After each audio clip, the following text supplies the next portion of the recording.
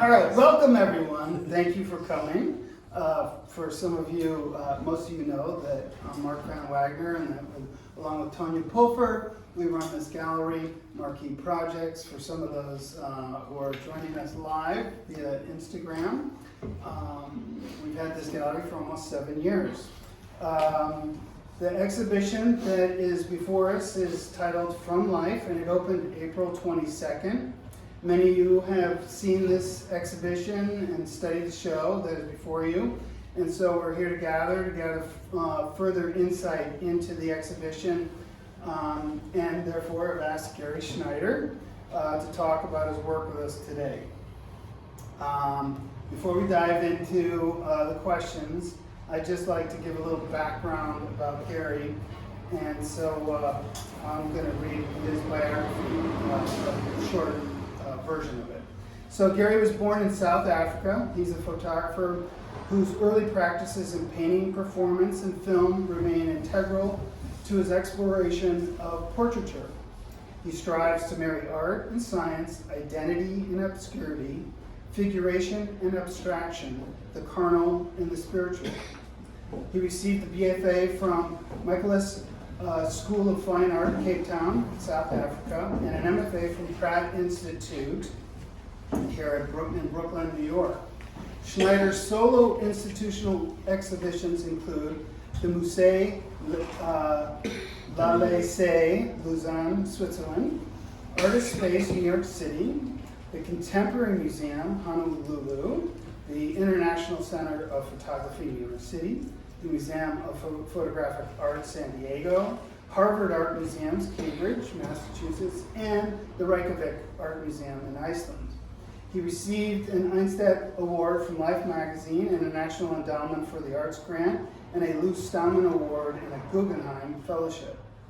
So, some public collections that include his work are the National Gallery of Canada, the Art Institute of Chicago, the Whitney Museum, Yale University Art Museum, the Guggenheim Museum, Harvard Art Museum, the Museum of Fine Arts in Boston, and the Izako South African National Gallery. Wow, you have a rich history of exhibiting in institutions and galleries around the globe. You've received prestigious awards and are included in important museum collections. And needless to say, we're honored to show your work here in the gallery and thrilled that you've agreed to this talk. So, is that my phone ringing? Well, it could be. Oh, okay. Yeah. No, mine, I don't know. Okay. So in this exhibition, we present a broad range of photographs dating from 1975 to the present. In the press release, we mentioned that you were raised during apartheid, immigrating to New York in 1977 at the age of 22. And much of your work is informed by racial issues you grew up with. Can you speak a little bit to us about you growing up in South Africa during this time period and how that sort of shaped and formed some of the artwork that's before us? I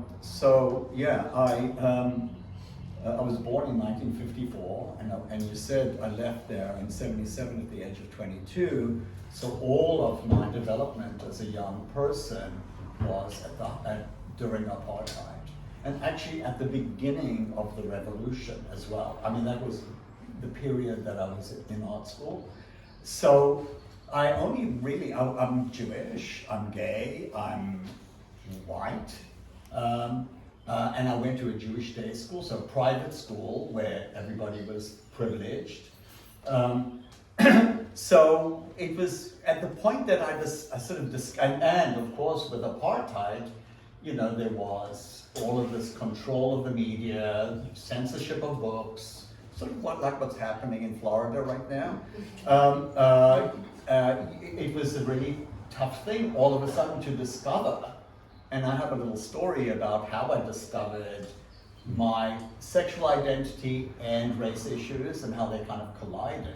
It's too long a story for you.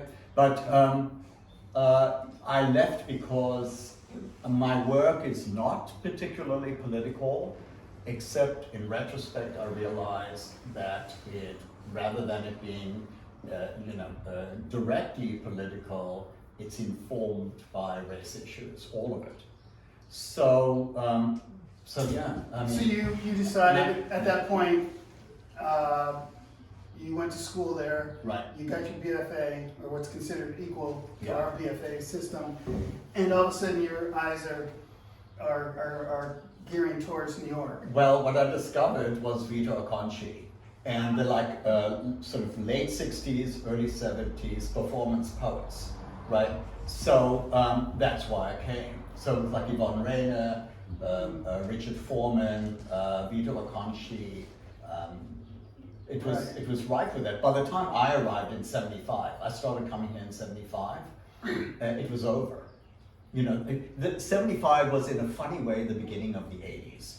And it was the kind of, so there was the dematerialization of the art object, and there was all of that happening here earlier, and that's what I came for. For example, I went to Pratt because Amy Taubman was supposed to be teaching there. She was the great film critic. I was making films.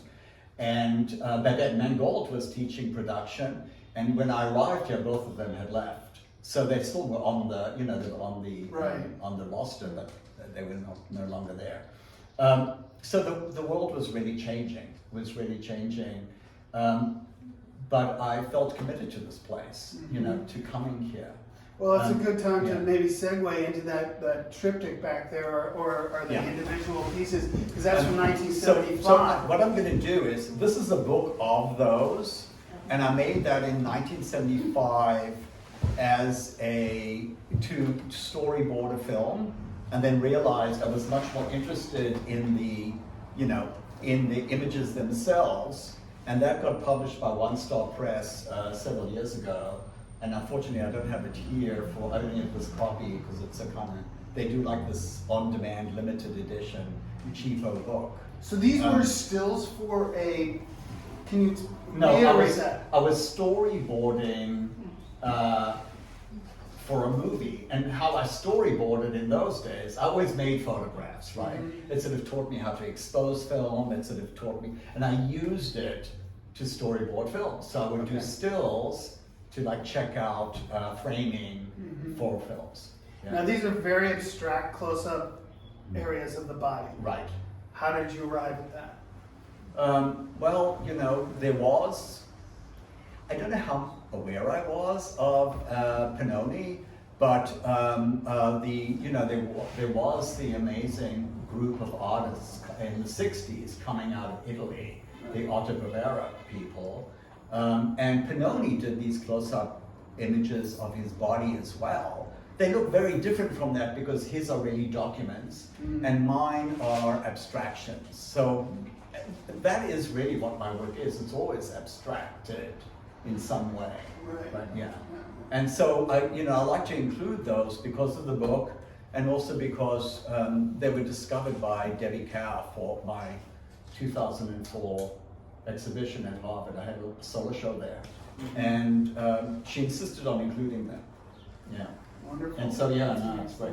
So so now you're in New York, you do Yes. this body of work that we're talking about.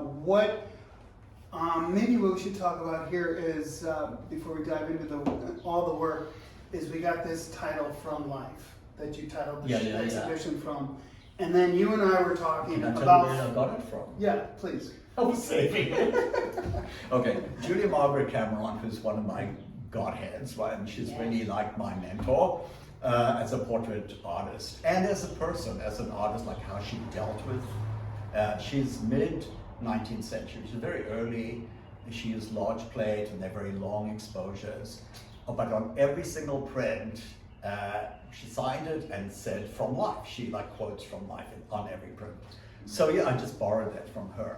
And I don't credit her unless I'm doing this, because it's kind of an inside thing. I've used it in various forms before, that title, but not directly. So that's why. Because everything I do is from life. Yeah, it makes sense. Yeah. And especially when we started to develop the idea of what we were going to exhibit for this show, because I really, is your first exhibition here in Bellport. I wanted to give the audience here a smattering, that's a terrible word to use, but or like a mini retrospect, not Yes, like survey. a survey. Do a mini survey of of what you've been doing over the years. Yeah. And I thought, I approached Gary about this, and we really started to edit it down. Yes. So why don't you talk a little bit about that and how we arrived at this work? Oh, okay. And maybe, you know, some of the series titles, the genetic self-portrait. Introduce that to the Actually, so audience. what I will do is, as we're talking about things, I will actually. So when Mark came to me for a survey, I said, look, I mean, you know your space. I know your space a little bit also. You can't do a survey. I've been working since 75. Right. And Sample survey. Sample survey. And so, so we edited out, and then, like, you know, afterwards the storefront gallery approached me to do, you know, a flower show with her. So, but Mark wanted flowers in this show. I thought, I should keep it to the body, Yeah. and I should keep it to portraiture of some sort. I think of all of this here as portraiture, right? So, so that was it. And then I just couldn't resist, because I'm working on a heads book, like a portrait book of just the heads. I couldn't resist having 3 areas of heads, like small prints of them, because I also print them the same size as the Senzeni portrait. Did those Of the heads head. come before some of the more abstract work that you're working on? Totally. When did yeah. the, Well, why don't you give us the no, dates? the black and white heads are from the, so let me start with that then. So the black and white heads, and I'll show them to you on here, so we know what we're talking about. So the black and white heads are, oh, you can't do that on this, can you? Were made between 1989 and 2000. Oh, sorry, 1989 and 1993 or 4. I don't know. I can't remember the dates of all of them. Can you talk a little bit about your Uli. subjects? And They're all friends. Artists? 95. Uli is 1995. Mm-hmm. So yeah, they're all friends, or they're acquaintances that, in a way, were important for me to photograph. I mean, I didn't get to photograph my close friends, even though, like, David Wagner died in '92. You know, I just couldn't photograph him.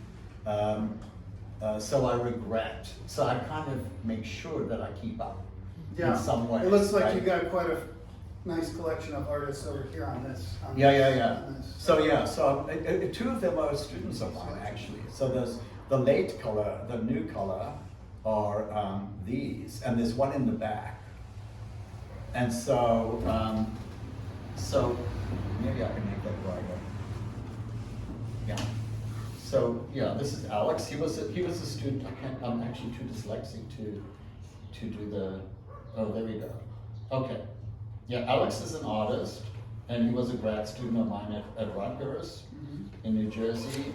And Christian is he's one of the preeminent contemporary art conservators. I met him in Hamburg, and I used to be a printer. You wanted to bring that up, right? And he was working for so many of the same artists that I was working for, like Bob Gober and Matthew Barney and which other contemporary? Because at that time you were also, you had I had a a print photo. shop. I had a photo lab. Photo yeah, lab. yeah. This is the most recent portrait of John, my partner, since 1977. That's the most recent portrait that you've No, it's not actually. The most recent is, but they're both from this year, is this portrait of Rocky Ford. She's a sculptor. She was also a student of mine at Rutgers, a grad student. You'll also notice, since we're talking in Bellport, all the work here, except for the 1975 and the black and white portraits, were made in Brookhaven, Hamlet. All of this work. I started making the nudes in, well, let's finish these portraits first. So, yeah, they're these. So, those are the most recent. And Ugo is a wonderful artist too, and kind of become a close friend. Ugo Rondinoni and Moira Davey, the same thing. She was actually at my talk at the Jeu de Paume. I did a talk of my film And you didn't mention MoMA. My film just got acquired by MoMA, so I'm very proud of that. I was going to plug you later about that. That's the first work in that collection, so I'm very proud that it's my film. So yeah, she came. I did a screening of the film because Peter Ujar's in the film. He was a close friend of mine, and it was his show at the Jeu de Paume. And I was launching this book, which has him on the cover, which is a book of film stills. And that was 2019. We'll be jumping around a little bit. Yeah. Okay. So, but what you'll notice is, but when Mark approached me first, I suggested I do a show of heads and hands, small prints, because of the scale of the gallery, of only of people I know here, which could have, would have been a very nice show. I'm pleased you did this, because you asked me to do the survey, because it made me really have to think, like, what do I want to show my community, my close community. Yeah. And so I thought, okay, well, I can't show any of those heads and hands in this show, because then why is someone included and not included? But it made me start with the works that I live with, mostly. So, okay, let me do images so you don't have to turn around and so on. So I live with John's hand and neck, which is this print over here, and I asked if I could put it onto a shelf, because that's how I live with. I love living with them. Like Marvin has a portrait. I mean, they live with it on shelves too, right? So yeah, I like them to kind of be able to move around a little bit. And then, so it includes that one. I included Retinas from Genetics of Portrait, which is from 1998. And everything here is, except for Nayland, is newish prints. And so these are prints that I just made. And when I compare them now to the silver versions from 98, it's out of a huge edition. And I now only have proofs. And when I compare the ink to the silver version, this is for Marvin's, these are much more present. I want to show you something just for your own edifice, right? Have a look at the color now, right? So in any light, these function really well, because those moons are they're very luminous, and they're much more luminous than the silver prints. So yeah, those are the ones I wanted to start living with. I'll exchange them for this old set. Okay, so there's that. Can I add something here? Sure. I might add that a lot of these are self-portraits in it. Those are Gary's eyes, those are his retinas. There are other portrait or sections of his body that are close up with the hair photographs. Here you have intestinal flora. Yes. From Gary. You've got John Erdman, his partner. His lips. His lips. Then another portrait of yourself with the. I like that. I did all of this work here. Yeah. So, but we haven't talked about the hand. The hand. Okay, so Senzeni Marasela. So I have a little kind of a story. So between in 2011, I had my first exhibition in Johannesburg. It was also a little survey show, tiny, like a similar sized gallery in Joburg. But while I was there, I set up a darkroom at Wits University and started making handprint portraits of South African artists, because I wanted to meet them, and I didn't know how to meet them without a structure. And so the gallery organized people coming through, and Senzeni had been a student at Wits, and this is her handprint here, and that is her work. I did an exhibition in 2019 in Chicago of handprint portraits of some of the photographers that I made, and she's a multimedia artist. She does all these different things. In fact, I want to show you and that's one that's sort of in a way collaged or drawn onto a photograph, or Xerox. It's very low-end photo reproduction. But this is where I first encountered her. Oh no, I did not where I first encountered. This is from an exhibition at Yale University Art Gallery from 2014. So I'd already made her handprint, and this is a similar work that was on exhibition, and it's an ode to her. The whole series is an ode to her mother, who had been a servant, and this is a maid's uniform that she's embroidered with. These are all beadwork. That's embroidery. This is beadwork up here, and so it's embroidered both front and back. It's really a powerful thing. And I first saw this. I hadn't really encountered her work before, even though she'd been in a group show at MoMA. They have her work in the collection, her print work, and it was the showstopper. It was really an extraordinary. And I was showing her handprint. That's that actual print with 4 other 8x10 South African, like William Kentridge and David Goldblatt. Tell us a little bit about that Senzeni process of the handprint, because I think that's really interesting. We're all witnessing the print, but there's this process behind it that I find fascinating that you can share with us. So there are several prints in the room, and I don't know why I don't have John's lip. I sort of specifically, never mind. Okay, there's several prints in the room that are made by doing imprints. So it's a darkroom process. It's 8x10 sort of technical film. It's originally used by microbiologists to photograph like organisms. So it's very high definition. And what I do is I have the person, and it's reversal film, so you could work under normal, sort of darkroom red safe light. So people can see what's going on. And then they place their left hand only, onto the film, and the sweat and heat from their hand damages the silver. It damages it activates it and damages it, and then I photograph the outline to sort of, in a way, make a glove for that information, and then I process it. So it's interesting that you've got this, the identity of the artist or the person that you're doing this with. Yes. But then there is talk a little bit about that conceptually, what you were thinking about when you were doing that work.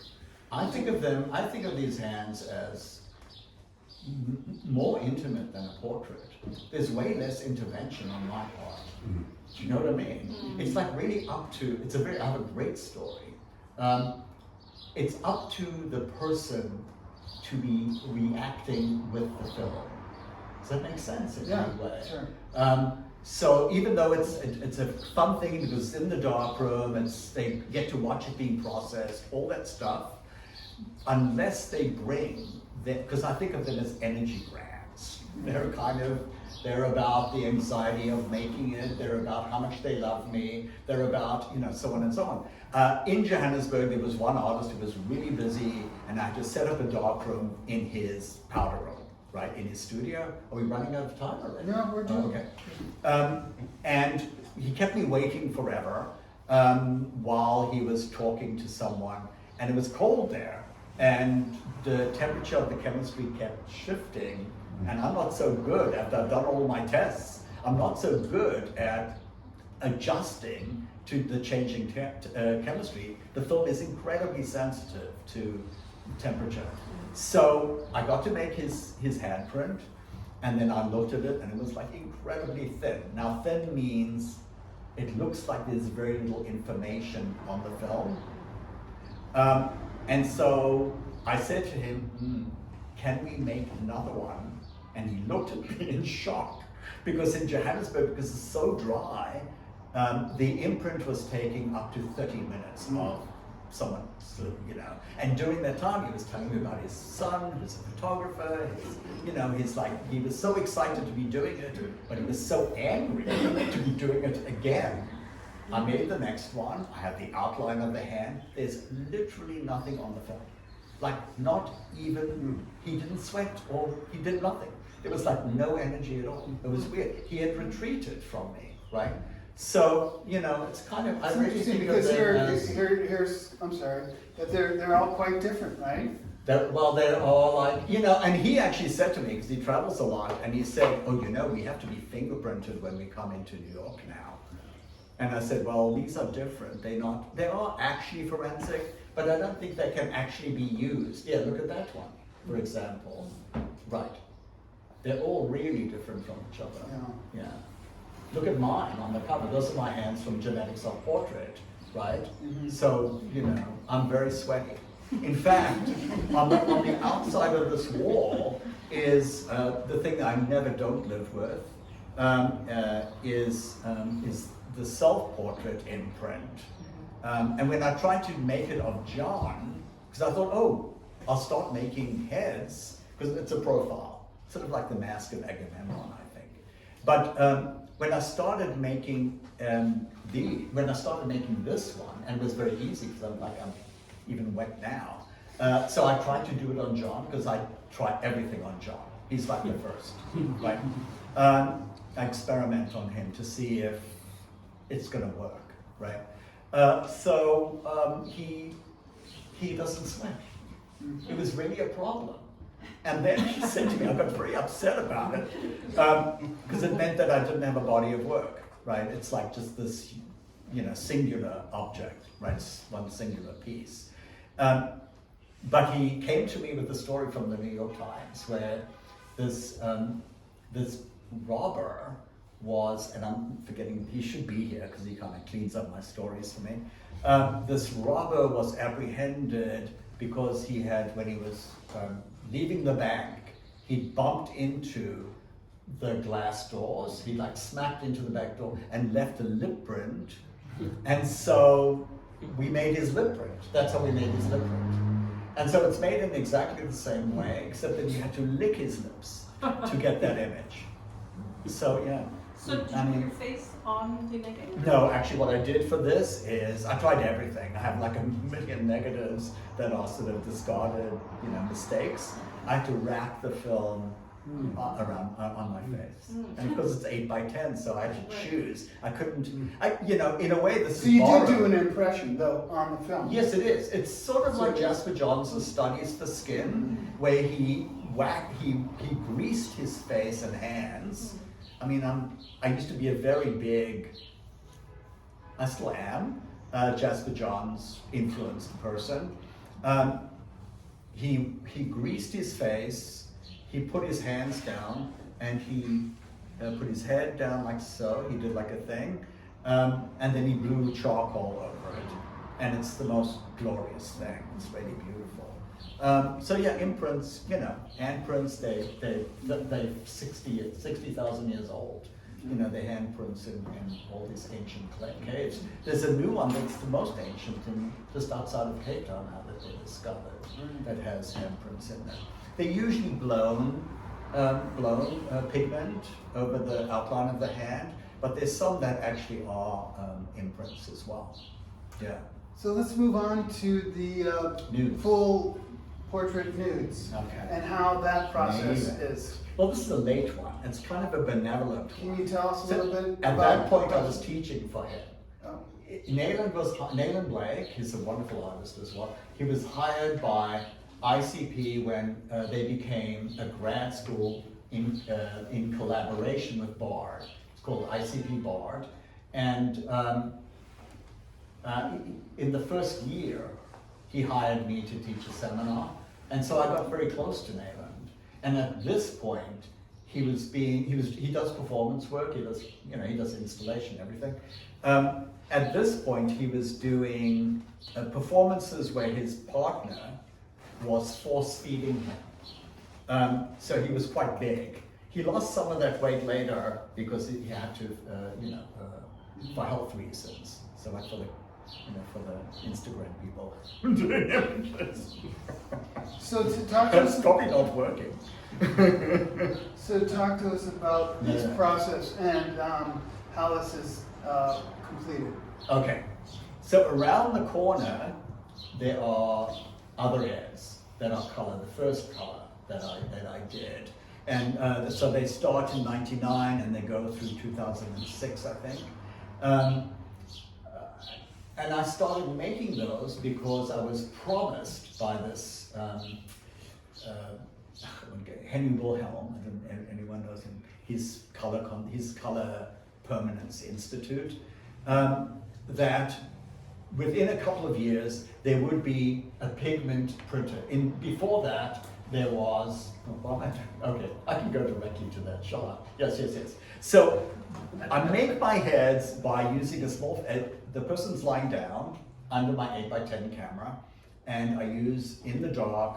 I use a small flashlight to pick out the information. Right, so slowly gathering. It's very much like a film. It takes, the black and white ones took 30 minutes of exposure up to, these are now 8 minutes as a kind of, it's me like thanking Julia Margaret Cameron. Her heads were 8-minute exposures. So, approximately. So, but what these are is the accumulation of bits of information over time. And so if you look at the heads, or you can look at him, and his head is photographed in exactly the same way. If you look at his first eye, which is this one, right? The dark one, right? Oh, no, what am I saying? Yes, the light one. Mm-hmm. If you look at his left eye, I'm getting very dyslexic. No, it's his left eye. His right eye. His right eye. Oh, his right eye. This is it. It's his. The dark one or the no, light it's one? his. Well, regardless. Wait, lying down. It's his left eye. Yeah. So if you look at his left eye, that's photographed. So I photographed the hair, then the forehead, then the left eye, then the cheek, the shoulder. In the portraits, the shoulders, the other cheek, and then the last thing to photograph is the other eye. Right.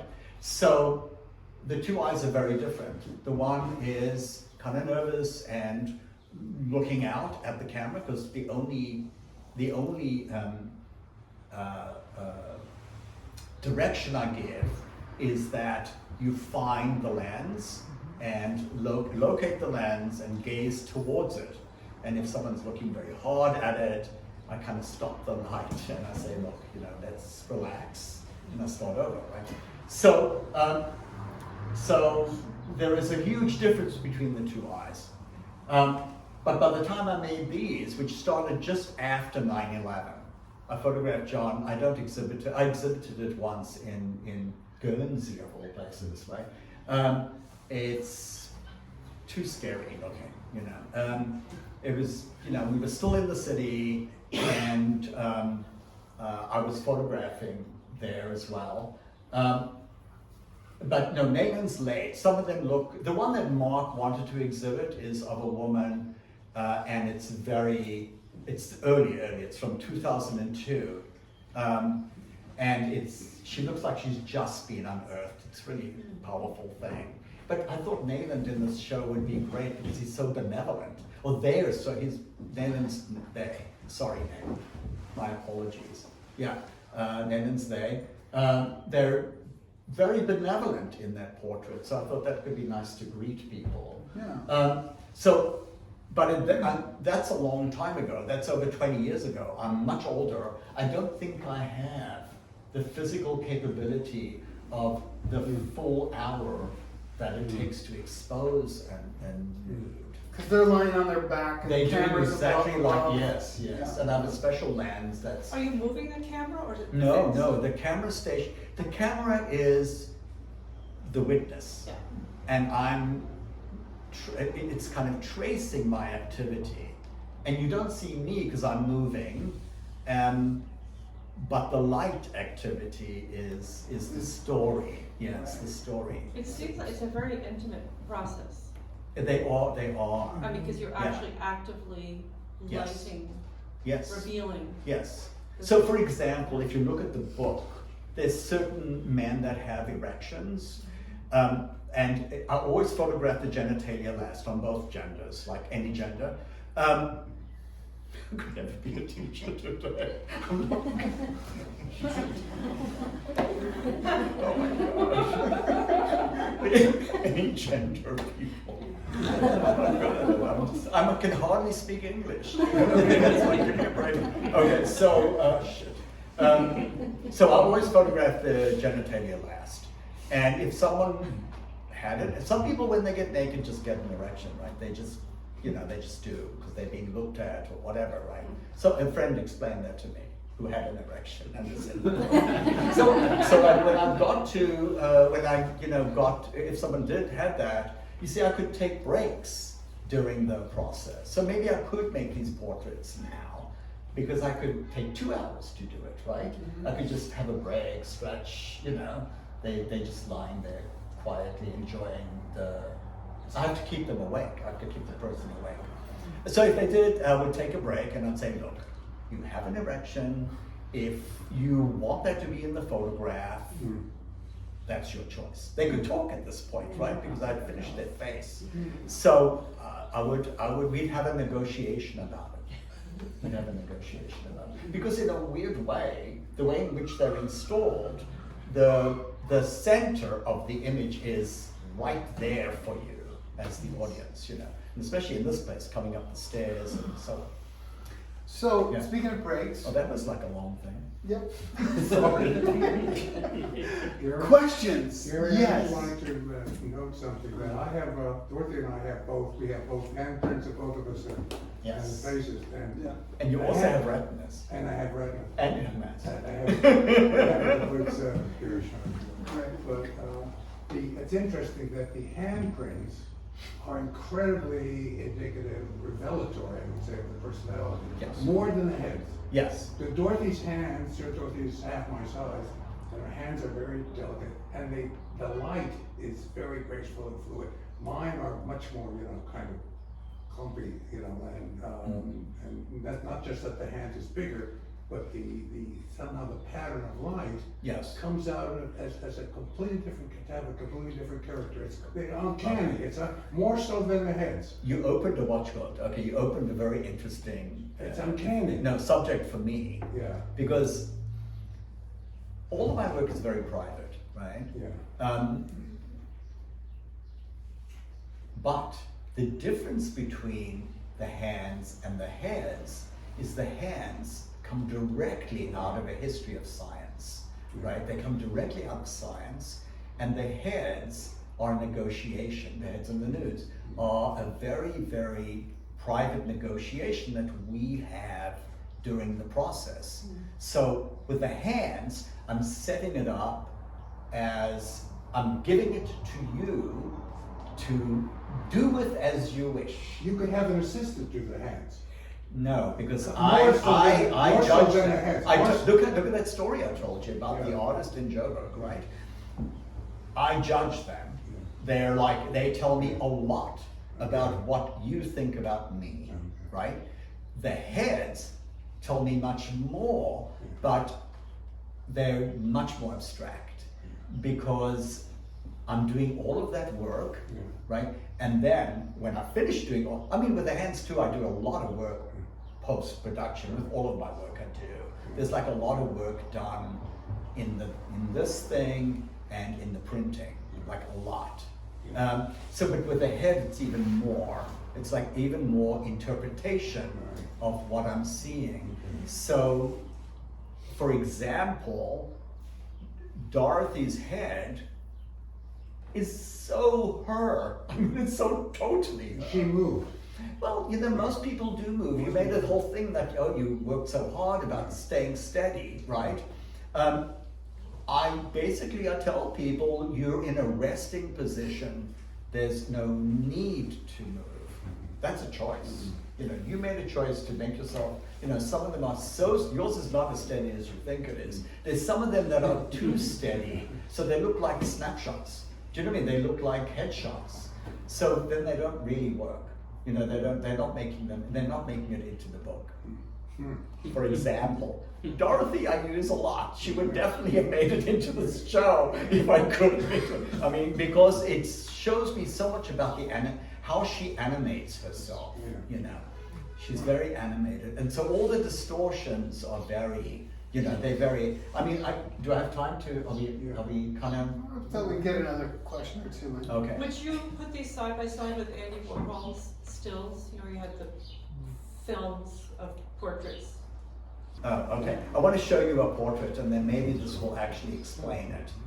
This was of a very important Helen G. from 2000, and what's very interesting about Helen is I photographed her. I photographed her. Let me try again. Her left eye. I have to work it out now. Okay, I photographed her left eye.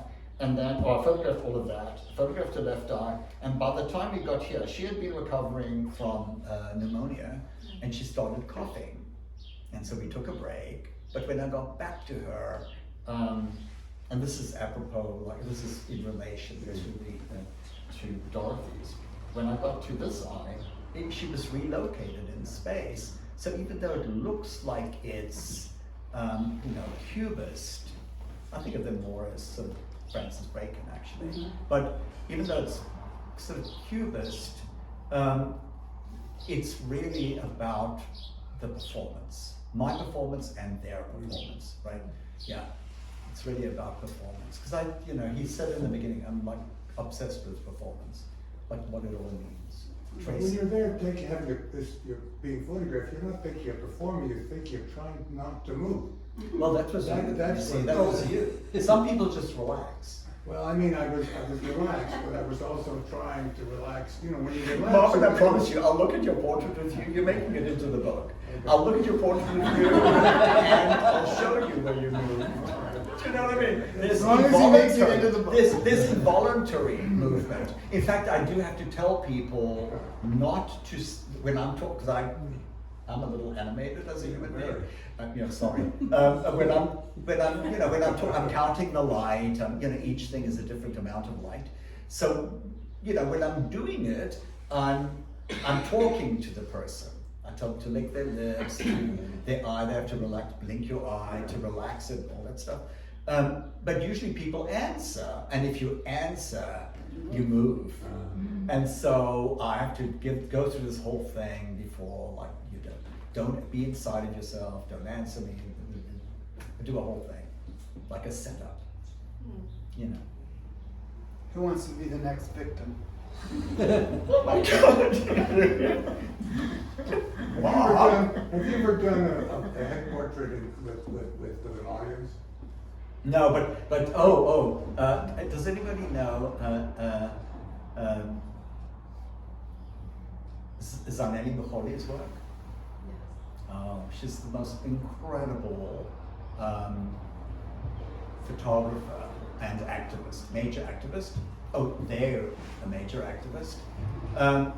And I saw the work for the first time in Johannesburg in 2011 when I was having my show. And I was sort of, the gallery was between where I was making the handprints and where I could eat, the only place I could eat there.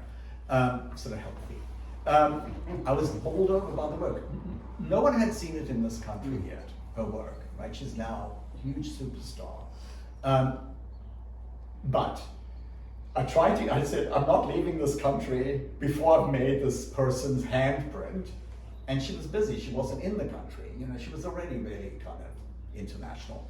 So the last handprint I made in 2004, I think she's 2004, late 2004, we can look it up, doesn't matter, was theirs. And she arrived, and they were starting to make self-portraits, which we know now, right? But hadn't worked out exactly how they should be, so there were two people and it was a tiny dark room, like really tiny. So from the moment they arrived to the moment they left, I was being interviewed even during their making of the handprint with a Canon, Canon FTB. It was Canon Mac, what are they called? Mac, those video Canons. So yes, that's the only other time there's been another person in the darkroom. And I used to make short, like babies' handprints. I can't anymore. The film has sort of gotten too. I still use the same film. Gary, it's too in the insensitive. beginning, you said when you left, now you realized your work was actually very political. So, and we haven't spoken about your. Oh, the intestinal But flora. just with your work in general, looking back, how can you comment on that?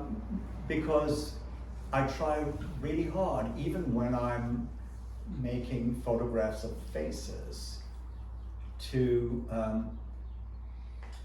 interpret and move away from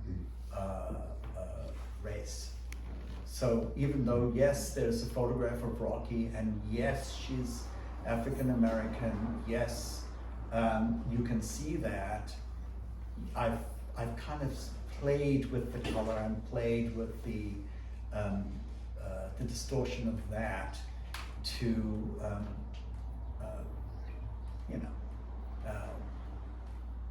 I'm self-conscious of race. I'm very self-conscious of race. So the handprints are perfect for me because you can't tell even gender, right? There's no race, there's no gender, there's no age, unless you're a physician and you can really read, like if somebody has arthritis or whatever, right? The portraits of me, my genetic self-portrait could be, it has to be a man because there's sperm in it and there's the X chromosome, right? But otherwise it could be anybody's portrait, like literally anybody's portrait. So things like that, yeah. What are all the parts of the body from the self-portrait series? So you mentioned. So there's the retina, you just mentioned. What are all the ones that are depicted? Okay, I'll tell. Oh, there's genetic self-portrait. Here we go. There's my Y chromosome. I know, which is the male one? Y chromosome, yeah? X or Y? Y. That's my, Y, okay, X and Y. So yeah, DNA sequences, both my hands. And this was an exhibition just solely on. It traveled forever. This is a full set of chromosomes and inside the nucleus as well. Did this make it to the Honolulu Museum? It was the whole basement of the Honolulu Museum was this. My irises. So I went to the Eye and Ear Infirmary on 14th Street and had them for $50, and then photographed my retinas and my irises using the same camera. And everything was black and white, and then I did all of this split toning. And these are a full set of my chromosomes. So there's like 20 images of... There are, oh God, there are 55 prints making up 14 images. Okay. Yeah, there's retinas, from my dentist. And they're much larger than these. Like each print is, these are sort of fitting into 2024. They're 20 by 19 or something. Those are 30 by 40, the exhibition prints. So they're large. Can you talk about the pictures above you there on the wall? Okay, gray hair. Okay, so I made this very early. It's from, when are they from? 99 or 2000? Yeah, and someone came into the studio and bought the silver prints that I made, and I've always I haven't regretted it because it's nice things to be out in the world. But I used this show as an opportunity because both John and I and we visit this friend often. So we regretted not having a set. So basically, I made a set for us. And it's my intestinal flora. Oh, that's not what you asked me. It's my intestinal flora, which is what it says it is. It's shit. And it's a very tiny specimen because it's embedded into a plastic, and then a thin slice of it is made to get this information, and it's a transmission electron microscope. And I should look up the records, but it's early on from when we started living, basically when we started living here, or this became my studio, and I might have done it at Brookhaven Labs. Yeah, it might have been Brookhaven Labs, the transmission work. So yes, it's a scan of and what it is, and it sort of harkens to my film thing, it's a pan across a sample. So, and each is a different negative, like they're small negatives, they're like, not tiny, but they're like 3 by 4 inches. So they're microorganisms.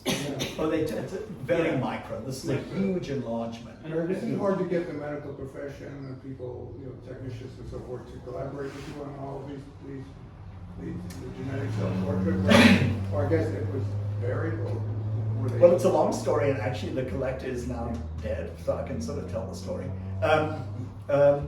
Someone came into my studio early, like in 97, and said, and the Genome Project was beginning or underway, and he asked me to do a response to the Human Genome Project, and he would facilitate it. But what he meant by facilitating was, and I was poor as a church mouse, what he meant by facilitating was that he would invest in the labs. As an investor, he was a billionaire, right? So, as far as I could tell, he gave money to the lab. And so I had an extraordinary geneticist working with me. Yeah, so I have to thank him for that. That's a very It was an interesting incredible collaboration. thing. But by the time I did these, that was over. Genetic Self-Portrait actually was exhibited for the first time in 1998. And this is 2 years later. It was all my money. But I couldn't stop. I made Mask afterwards, which I consider also genetic, and I made a few other. There's another intestinal flora that's a scanning electron microscope. It looks like a normal photograph. Are we like really? I What think is the we're good. time? Thank you. I think any other questions I can be keep going addressed. forever. Can be- So all the people who are watching, they just like, I love Instagram live because I can be doing so many things while I'm watching. Anyway, if you have more questions for Gary, we're going to be here for at least another 30 minutes. Oh, also we have some books to sell if anyone's Yes. interested. Exactly. So thank you, everyone. Thank Gary for this talk.